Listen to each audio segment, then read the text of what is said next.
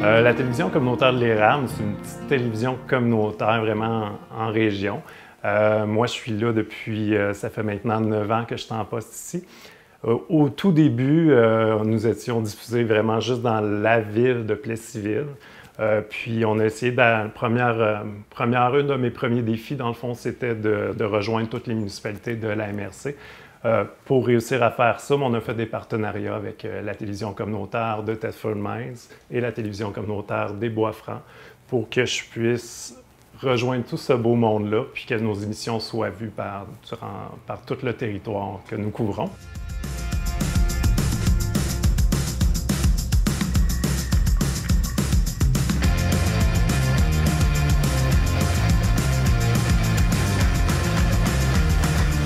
Bonjour, bienvenue à l'émission Un peu, beaucoup, passionnément.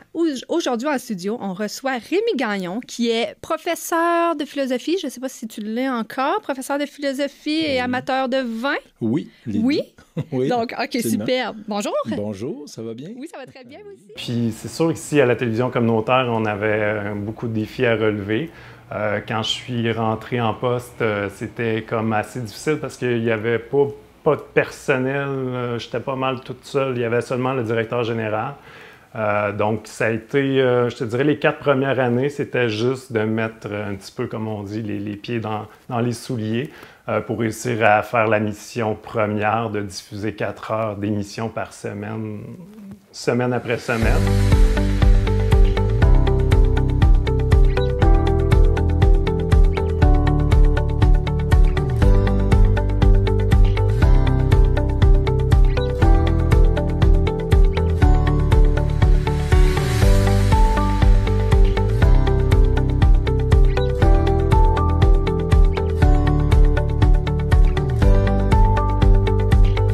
Bonjour et bienvenue à l'Érable approfondi. Aujourd'hui, nous vous présentons 2 sujets, la Grande Marche du Grand Défi Pierre Lavoie et l'Assemblée générale annuelle de l'Union des producteurs agricoles du centre du Québec. Nous nous trouvons dans le carrefour de l'Érable pour nous renseigner sur une nouvelle édition de la Grande Marche du Grand Défi Pierre Lavoie. Grâce au programme d'initiative de journalistes locales, on a pu recevoir des sous à la télévision communautaire pour engager 2 journalistes en poste, dont Dario Luzuriaga et Silvana Suarez, qui est journaliste stagiaire. Puis, ça nous a permis d'engager des gens qui avaient déjà une bonne éducation, une bonne expérience en journaliste aussi. Chose que, avant ce programme-là, c'était des bénévoles ou moi-même qui allaient sur place pour les conférences de presse. On passait le micro aux gens, mais on n'était pas formés journalistes nécessairement. Puis, nous sommes vraiment contents du contenu que ça nous donne. On va voir s'il parle bien l'espagnol. En espagnol, non, il faut le faire en français. Oui, non, il faut le faire en français, mais je vais voir s'il peut comprendre des choses en espagnol. Parce que sinon, on va se casser la tête avec les sous-titrages. Comment s'appelle la tabagerie? Tabagerie Bélanger.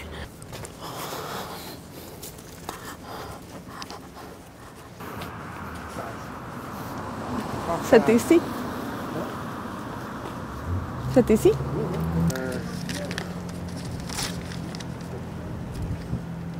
Oui, Tabagie Bélanger à Plessisville. Au centre-ville de Plessisville. Ok, t'es prête? Oui. Tu peux y aller. Nous sommes en face de la tabagie. Tabagie, oui.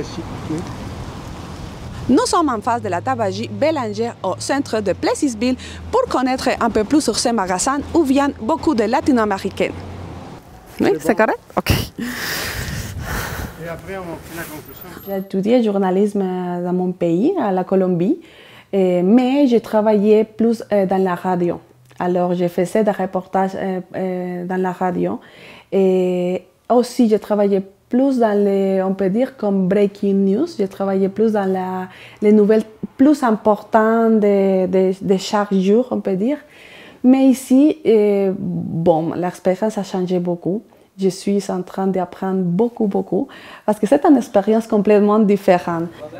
Bon, les questions. Pourquoi est-ce que vous savez?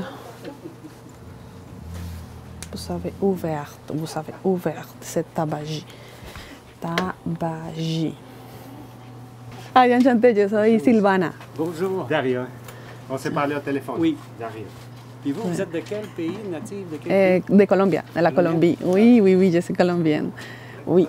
Bon, est-ce qu'on peut commencer avec vous? Oui, parfait. Monsieur Martineau, bonjour. Bonjour. Bon, on voudrait savoir un peu plus sur les magasins Quand et pourquoi est-ce que vous avez ouvert cette tabagie? Quand et pourquoi? Oui. Quand j'ai ouvert il y a 32, 33 ans, ben, je ne l'ai même pas ouvert, je l'avais acheté, mais il n'y avait rien de latino ici. C'est avec les années, on avait quelques Mexicains qui étaient venus ici à la pépinière,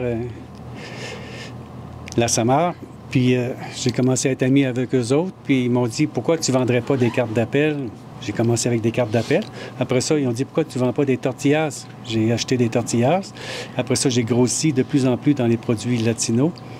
Puis on a commencé à faire des transferts d'argent au Mexique, Guatemala, puis ça, c'est bien. C'est que tranquillement, on a grossi. Et est-ce que, quelles sont les phrases plus suivantes que vous disiez en espagnol? Hola, buenos días. No sé.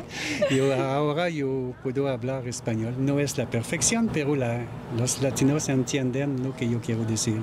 Si vous me parlez des hommes du travail, de las chicas, je peux parler. De las chicas. OK. Est-ce que c'est correct? Oui. Alors, j'ai commencé à apprendre avec l'expérience, le jour à jour. Mais bon, maintenant, je pense que j'ai amélioré un peu. Ben oui, vous parlez très bien. Oui, c'est super. Mais bon, vous allez me voir ici un peu plus suivant parce que je commence à faire comme des émissions en espagnol pour la télévision communautaire. Wow. Alors, je voudrais comme connaître des latino-américains. Bon, oui, j'ai fait une interview déjà de Monsieur De José. J'ai fait une interview avec lui. Alors, bon, je commence à connaître la communauté latino-américaine d'ici de Plessisville.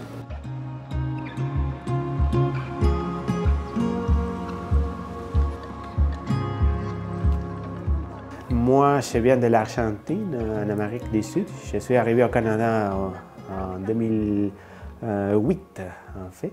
Et j'avais déjà fait ma formation avec un bac en production et réalisation de télévision et radio. Et par la suite, j'ai fait des études avancées en production, télévision, journalisme. Il faut être polyvalent ici. Hein? Moi, j'aime beaucoup la production, tout ça, journalisme, etc., mais aussi la partie technique. En fait, mon travail est relié à produire des nouvelles, des informations d'actualité dans la région, et, écrire des textes, et produire des entrevues, et rédiger des textes pour lire devant les télésouffleurs. Et on a avec nous une journaliste stagiaire qui est très très bonne. Je vais parler avec elle, c'est Silvana Suarez. Et elle nous aide beaucoup dans les productions. C'est vraiment un travail qu'on peut partager. Il y a aussi des bénévoles. De temps en temps, on a des bénévoles qui soit aident à la technique ou avec l'animation. Mais oui. Puis j'ai fait une grosse préparation pour pour les mots, pour la prononciation, tout ça. J'essaye. Ça fait 9 mois que je travaille ici, alors maintenant j'ai amélioré beaucoup sur ça. Mais oui, je suis en train aussi de faire un cours en français intensif. Ça m'a aidé beaucoup. Mais surtout l'expérience de parler avec les personnes en interview et avec Dario. Je n'ai jamais parlé en espagnol avec Dario. J'ai toujours parlé en français, oui. Sylvana, tu peux parler un peu plus? Oui, bonjour. Aujourd'hui, on va parler avec Madame Malka Roy, elle est directrice générale du pôle d'économie sociale du Centre du Québec. Oui? 1, 2, 3, 1, 2, 3, 1, 2, 3. Ok, bon, je vais te dire, pour commencer. Oui, quand tu veux, Sylvana. Madame Malka, bonjour. Enchantée, je suis Sylvana. Mon expérience dans mon pays était plus dans l'écriture et parler rapidement. Ici, c'est un travail plus élaboré. on peut dire plus beau parce que c'est pour la communauté. Oui, c'est pour l'immigration, c'est avec ma communauté et c'est depuis mon expérience comme immigrant que je pense que ça change beaucoup.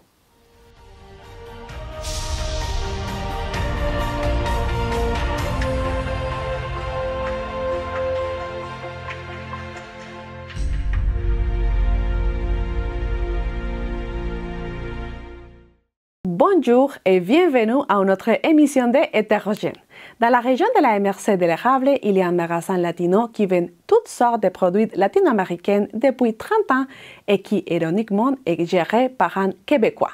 Ce magasin appelé Tabagie Bélanger, qui offre des services de transfert d'argent, d'information et même de traduction, était jusqu'à tout récemment le seul endroit où les immigrants du Mexique, de Colombie, du Guatemala et du Pérou, entre autres, devaient se connecter avec leurs traditions culinaires et leur ego.